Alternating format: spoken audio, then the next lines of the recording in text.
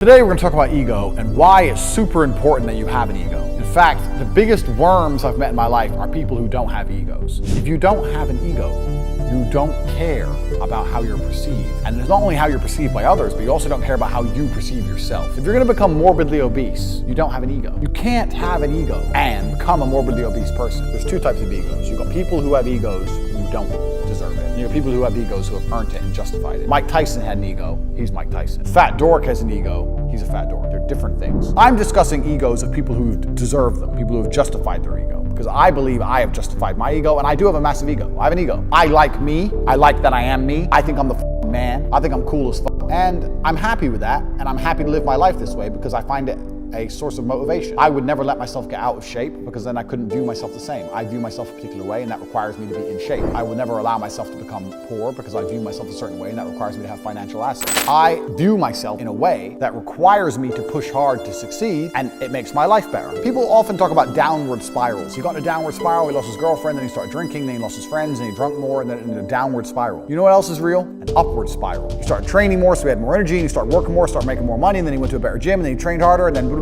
there's an upward spiral is exactly the same. An upward spiral is always fueled by ego. So having an ego is not a bad thing. In fact, I encourage every man out there to have an ego. Develop an ego, a massive one, and then work to justify it. Doesn't matter what it is. You can name any job in the world. Name a job. Fisherman. A fisherman. Okay, so if you have an ego and you really truly believe you're the best fisherman there is, you're gonna go out there and try and catch the biggest motherfucking fish. You may stay out longer than everyone else. You may try harder than everyone else. You may try new baits. You may get up earlier, whatever it takes, but you want the biggest fish to prove you are the man. It doesn't matter what it is. If you're doing anything creative, if you really believe you're the best, you're gonna put more energy into that creative art than if you don't believe you're the best. I love egotistical people. I love people with huge egos because they try hardest and they try hardest to justify them. Now, then you have the other side of the coin, the people who have an ego for no reason. I wouldn't call this an ego. I'd call these people delusional, morons. If you're gonna go through your life and you're going to have to associate with people, what you want to do is find egotistical people, find out if they have a reason to justify said ego. If they don't, get rid of them. If they do, hang around them because you might actually learn something.